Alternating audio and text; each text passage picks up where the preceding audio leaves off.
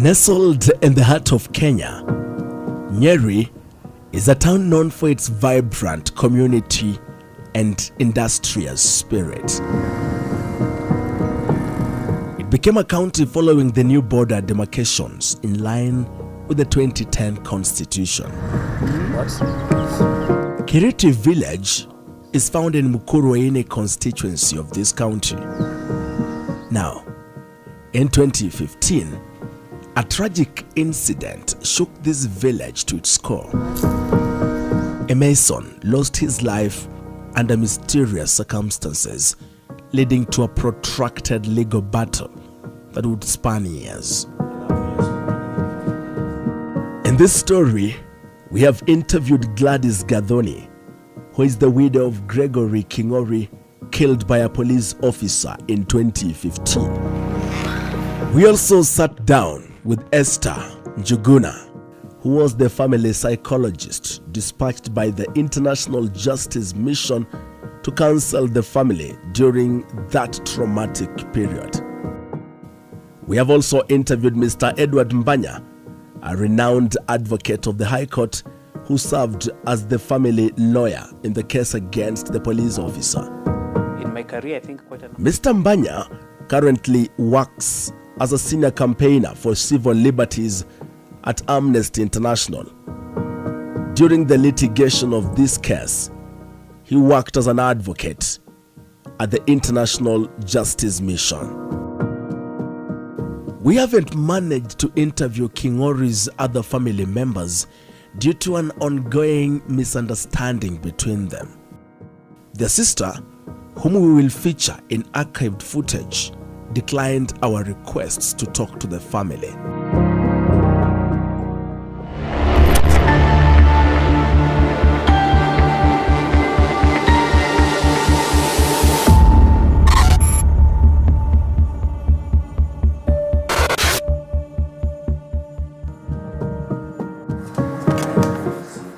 A few months ago, I visited my friend, engineer Sami Onyango, at his shop in Nairobi. He runs the only gun shop I know in Kenya. He has handled and trained the usage of firearms for some time now. Actually, he's the Secretary General of the Gun Owners Association, at least at the time. He had this to say about pulling the trigger. You must know your target. Be sure of it. What is in front of it and what is beyond it. It is the 8th day of March 2015, around 1 a.m. And as Gregory and his wife Gladys Gathoni Mwangi and their children slept peacefully, a sudden knock at their window shattered the silence of the night. Voices from outside demanded entry. Na mimi nikaita bwana yangu, nikamwambia kuna watu wako nje wanaitana. Bwana yangu naye akaniambia juu hajui ni akina nani wanaitana, hatatoka nje.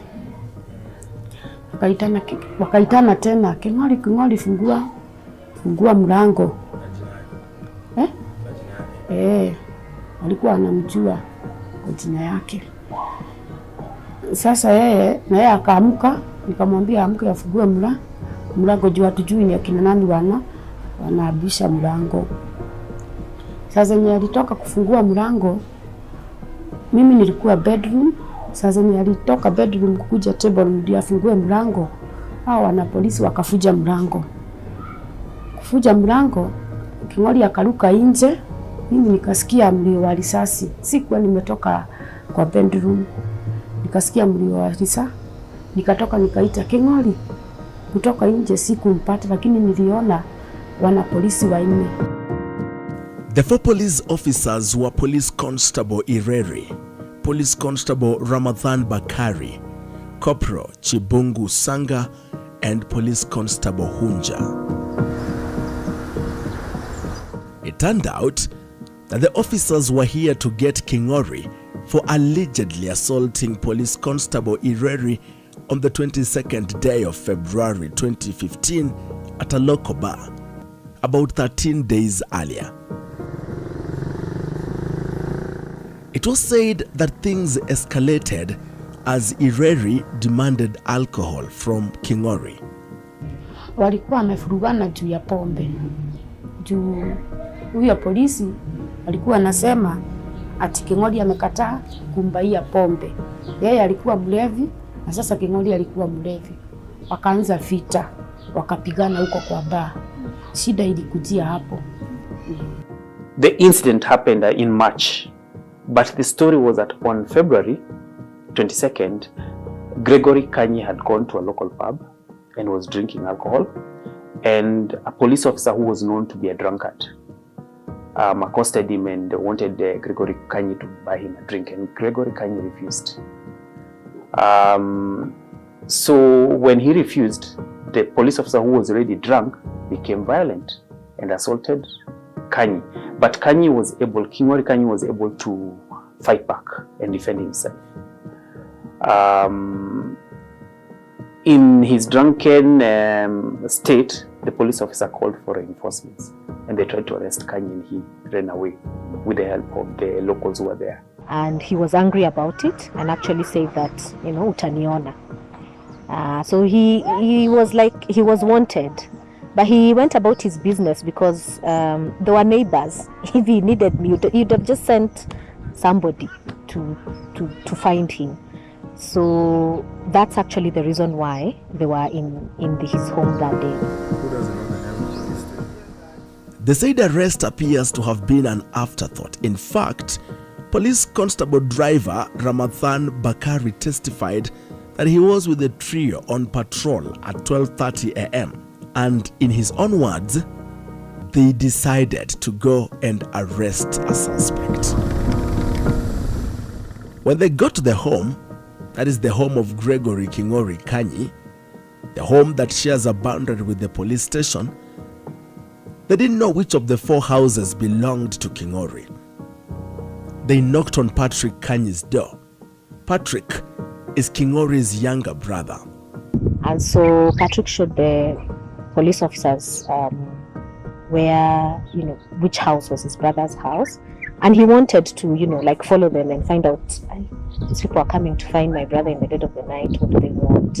And they asked him to open. There was an altercation there, and King'ori ran from the house, and the officers could not find him. He actually came out in his boxers because he was walking out of bed, and he had left the wife and an infant child in the house. And Chibungu Sanga fired on Kanyi. Somehow Kanyi did not fall at that point in time, but managed to run away. Hiyo time yenye nilitoka nje, na King'ori ni kama alisutiwa, akateremka na huko chini kwa kahawa. Nao polisi wakamfuata. Na mimi nikatoka, nikaita madhainiru. Kamwambia madhe, King'ori amekuja ameitwa na sijui ameenda wapi. Kwake ni hapo chini, tukapanda hapo kwangu. Tukaangalia kwani ni nini hiyo ilikuwa imesutiwa juu. Hatukufikiria kama wanaweza mshoot. King'ori disappeared into the darkness. The next morning, his lifeless body was discovered in a nearby coffee plantation with a gunshot wound to the chest and back. Asubuhi yake Fadhainiru ndiye aliamka akaenda kwa brother yake hapo chini, sasa baba mdogo wetu. Kwenda hivi kwa kahawa, akipita hapo juu kahawa iko tu hapo kwa njia, akaona King'ori amelala kwa kahawa. Kwenda kumwangalia akapata ameshutiwa hapa. Sasa yeye ndiye alianza kupiga duru, akaita hao ma neighbors na sisi tukateremka hapo, tukamuona ni kweli yeye ndiye alikuwa ameshutiwa. By the time the police came, there was a big crowd that was already hostile. So the OCS led the team that came. He came along with the officers who had come the previous night. And the crowds did not want to see these officers because they knew that they're the ones who shot Kanyi. And they did the investigations and they carried the body away. But a scenes of crimes officer had come and documented the scene and they walked away. By the time the case against Corporal Sanga was beginning, the Independent Policing Oversight Authority had taken over the matter.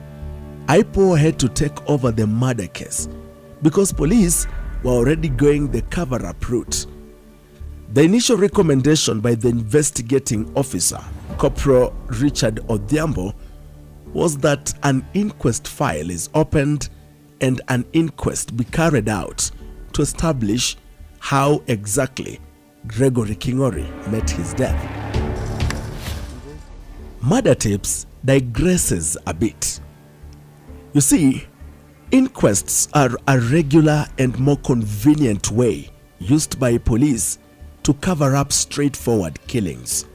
An example will be the murder of 2-year-old baby Githinji, who was shot and killed in routine 50-shilling alcohol bribe in Kahawa West.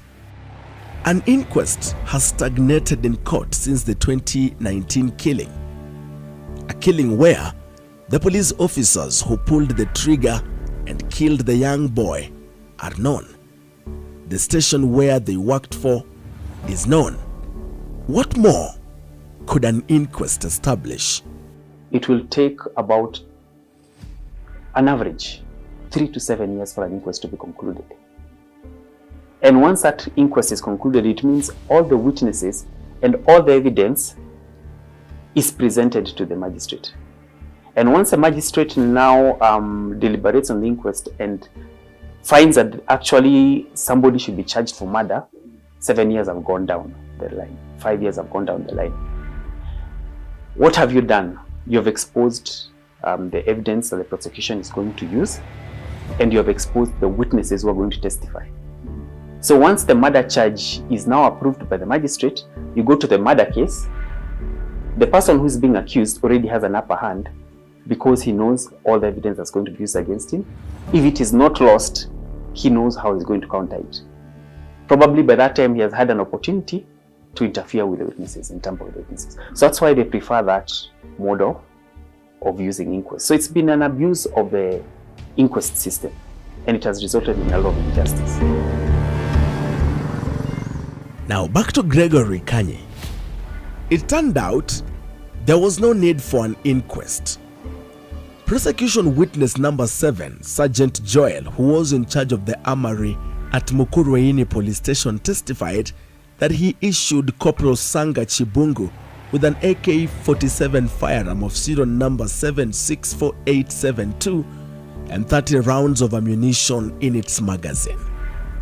He also issued Police Constable Ireri, the one who had an altercation 2 weeks ago with Kanyi, with a rifle of serial number 042994 with a magazine of 20 rounds of ammunition. Joel told the court that the next day, Corporal Sanga returned the firearm with 28 rounds of ammunition and 2 spent cartridges. Even the police themselves, when they use the firearm, in most cases, you'll find the matter goes to court and then a person is acquitted because the court, the evidence that will be adduced to will say that this is not the firearm that fired that round. I remember very well the 207 case of this police officer who shot people in Kisumu. He ended up being acquitted because the firearm that he was carrying, that he was issued with, is claimed not to have been to the gun that fired those rounds. And equally, of late we've seen several MPs being left off the hook, saying that this firearm did not fire that round. So the ballistic examination is a key component when it comes to investigating gun violence, because we have to prove beyond reasonable doubt that this is the firearm that shot that round. And if we don't get it right there, then automatically we are heading for an acquittal in court. So we must link this together, the ballistic examination and the criminal investigation aspect of this. Even in the case against Chibungu Sanga, the firearm that was submitted to the firearms examiner, Alex Ndindi Mwandawiro, was not the same firearm that was given to the police corporal. Court records show that Chibungu Sanga's gun was of serial number 764872. But when Mwandawiro testified, he talked of a firearm of serial number 763872. One digit, a 4 in the gun given to Chibungu Sanga, had been replaced with a 3 in the gun that firearms examiner Ndindi Mwandawiro examined. But either way, something else had to bring down Sanga. And what was that? We know Gregory Kanyi was shot by a rifle. We also know who shot Gregory Kanyi. It was Chibungu Sanga. Why is that? Because of the 5 officers who went to the scene that night, only one was armed, Chibungu Sanga, and only one fired. And he fired, I think, 2 or 3 rounds from that rifle. 2. Chibungu Sanga. In his own admission and that of his team members, Sanga was the only one who was armed at the time of the alleged attempted arrest. It is not clear where Police Constable Ireri's firearm was at this moment. The case against Sanga was not an easy one.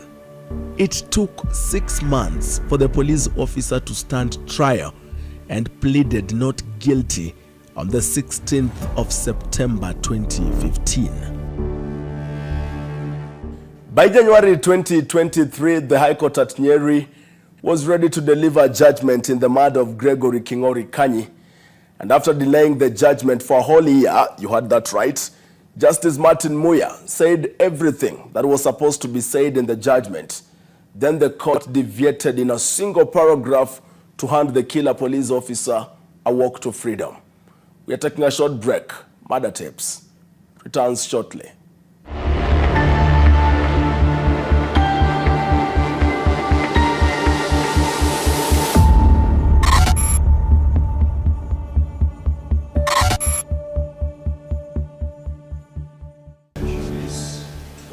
Charged with murder, Sanga stood trial at the High Court in Nyeri.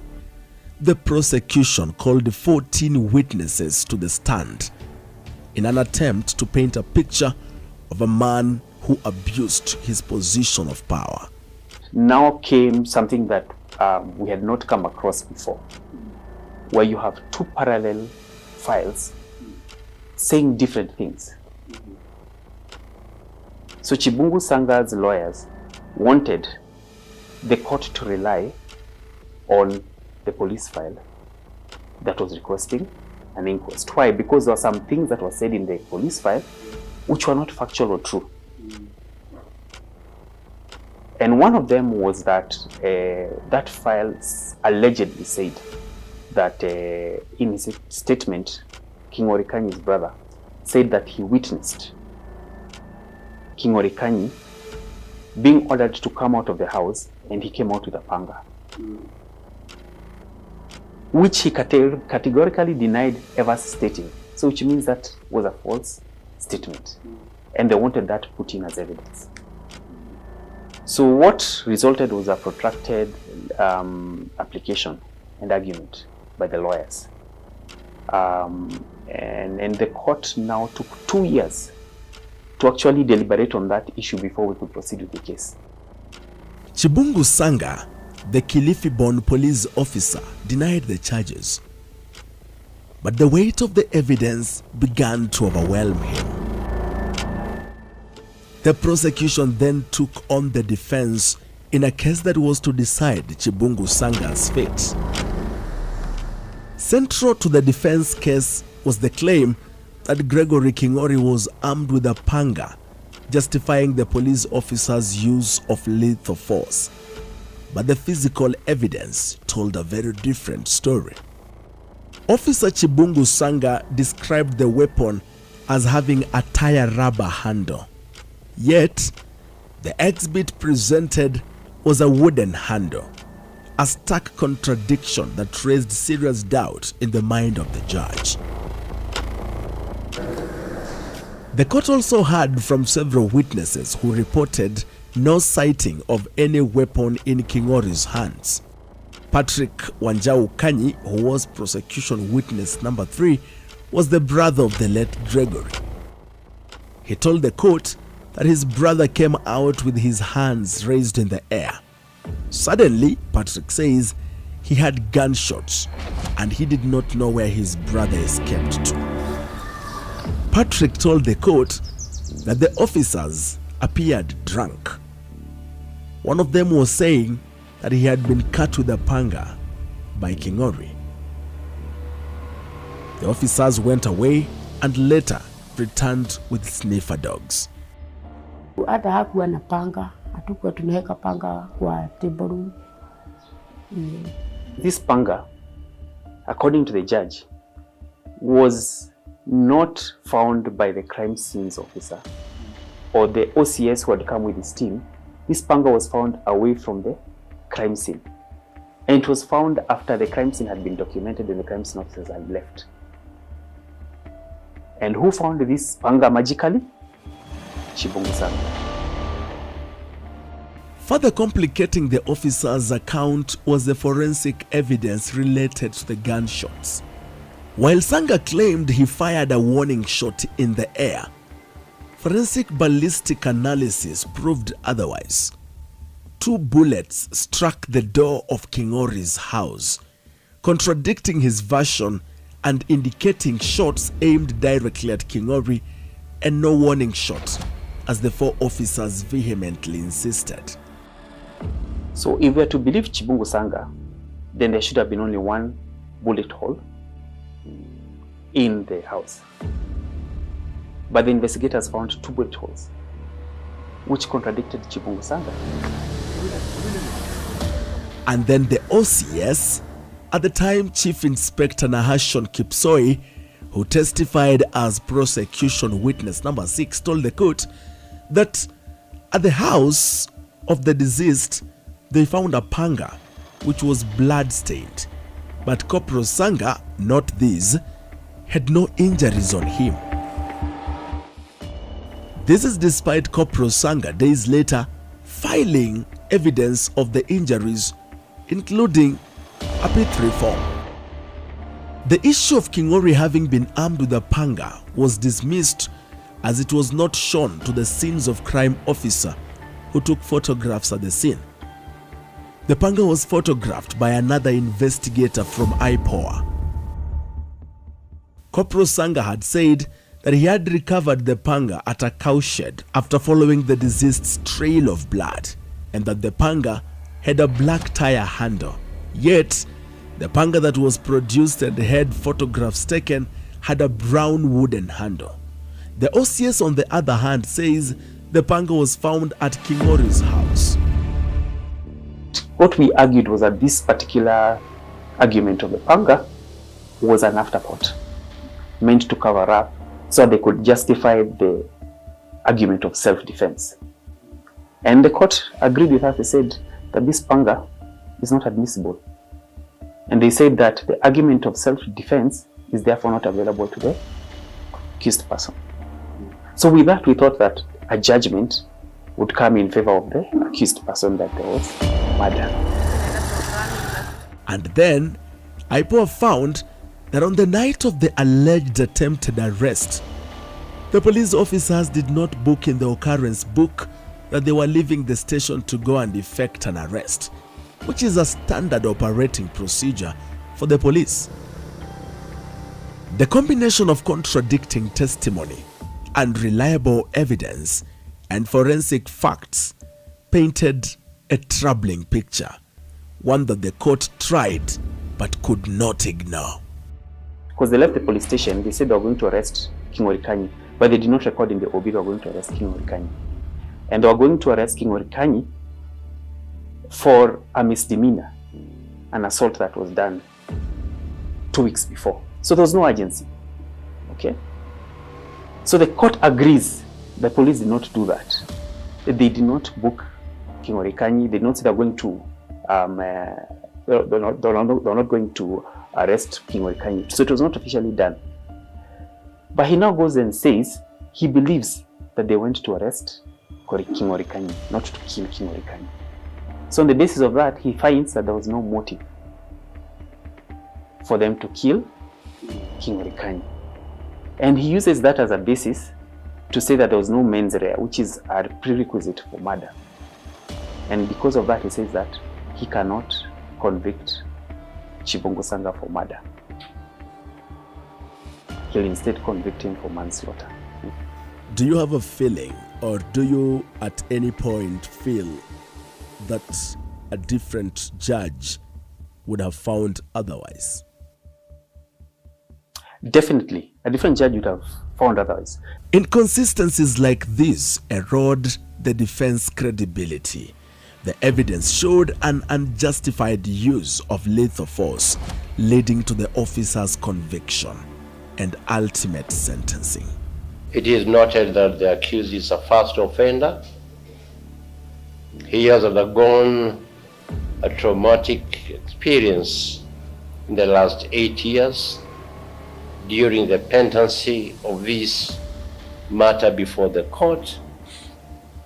And the court has also taken into consideration the victim assessment report and the post-traumatic suffering of the victims. Justice Muya argued that the prosecution had not proven premeditation. The judge argued that the officers left the station to go arrest a suspect and not to kill the suspect. Sending him away for just 7 years broke down the family. Sasa hiyo time tulikuwa tunangojea afungwe maisha, lakini tukasikia jaji amesema amefungwa miaka 7, ati hakustakiwa kuua, sijui wanaita aje yenye alistakiwa. Because this person had been charged with murder, they had hoped he would get a bigger sentence than he got. He was convicted to 7 years in prison, and they felt like that was too little. However, we, did continue working with the clients and debrief them, and to just look at the positive side, at least, he was held to account. Hatukuridhika. Juu tulikuwa tunatarajia afungwe maisha kwa ile kitendo alikuwa amefanya. Juu awe elimisho not only in Mukulweni but the whole country. Justice Martin Muya ignored that Corporal Chibungu Sanga was armed at the time of the attempted arrest. Muya further ignored that when they left the station, the officers did not book at the occurrence book, making their mission sinister. They went to effect an arrest way past midnight. They forcefully broke into the house. Justice Muya ignored the officers were 4 in number against one unarmed individual. Justice Martin Muya further ignored that there was no warning shot fired in the air as both penetrated the deceased's wooden door. Let me correct you. The judge did not ignore these things. The judge actually notes, I can see in paragraph 79 and paragraph 82, he actually notes that the officers left the police station without booking on the OB. Okay? And they went to Gregory Kanyi's house at midnight. He did not see what the urgency was, given that they were going to arrest him because of an assault that had happened 2 weeks before. This is what he says. There was no urgency. Then he even notes and says that Gregory Kanyi was not a known criminal or gangster. He says there's no evidence. Yes. He says there's no evidence that supports that Gregory Kanyi was a gangster or an armed criminal. In fact, the wording was, or someone who was, he says the deceased who was a criminal and dangerous person or was armed. That's the wording he uses. So he has not ignored. He actually notes that. But then he goes on to say he doesn't see any reason why that we should conclude that they went to kill him. He said we should conclude they went to arrest him. Polisi wawili walimfuata na walikuwa na mbwa. Kuteremka hapo chini hao wana polisi majirani ndio walisikia polisi wakisema tumekamalizia. Sasa hao ma neighbors, lakini ni family, Akasema wamekamalizia, lakini hawakujua ni nini ina happen. Lakini sasa asubuhi ndio walijua King'ori ndio alikuwa ameshutiwa juu. Walikuwa wamesikia mlio wa risasi, lakini hawakujua ni wapi. Unaona police station iko hapo. And it was traumatizing and shocking for Gladys to have to pick up now the pieces of, you know, her family, to raise her children by herself. She was also young. There are so many challenges that come with that. She did commit to counseling and came in for several sessions. And so with therapy and with trauma, it's not a button that you switch on and off. The client has to do the work. As much as the counselor or the therapist is there, also the client has to do some work to recover from these effects, because when trauma goes untreated, you know, it could turn to other disorders, PTSD and the rest. And we saw that with some of the family members, like Patrick. He never quite recovered from this traumatic situation. He never committed to counseling, despite our best efforts. He's continued to struggle with this situation. All these times we went to court, they came prepared, you know, to testify. I remember we'd go for a lot of court preparation sessions with the IPOA colleagues. So every time they had to retell their story, of course it takes them, you know, somewhere dark. I remember one time talking to the younger sisters of King'ori saying, every time the case comes up, that whole week I can't sleep. You know, she has nightmares, intrusive thoughts. Wangemshika wamfunge, unajua afadhali akae miaka 10 kwa jela kuliko kumuua. Juu hiyo ni kitu. Hiyo ni kitu inaniuma.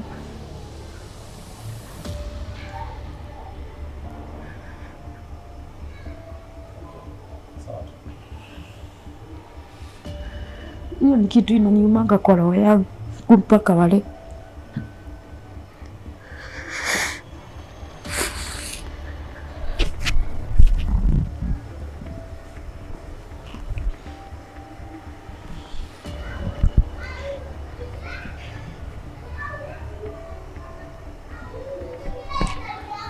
Ingekuwa ni mimi naulizwa wakati wa hiyo kesi, mtu wa kuua afadhali hata yeye auliwe. Sasa mimi maisha yangu iliharibika kabisa. Hata auliwe ama afungwe miaka yote. Hata hivyo ndivyo tulikuwa tuna expect wakati wa kesi ikiisha. Lakini tulisikia amefungwa miaka 7, tukasikia vibaya. Tulikuwa tunatarajia hivyo. Ndio hata akifungwa hiyo miaka si atatoka. Na King'ori asaa kufa. Hata fufuka. Mimi nitaishi tu kuteseka na watoto.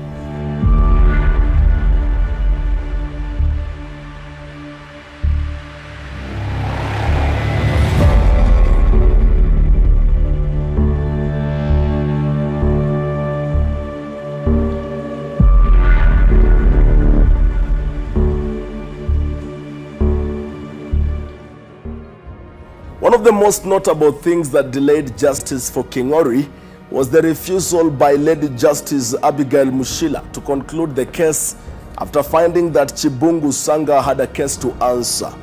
The murder of King'ori affected his family completely. His 2 children are now suffering double tragedy after the death of their mother, who succumbed to pneumonia early this year. But the greatest injustice was not committed by the killer police officer Chibungu Sanga, but the High Court, which overlooked the tragic end of Gregory Kanyi. Thanks for watching. Good evening.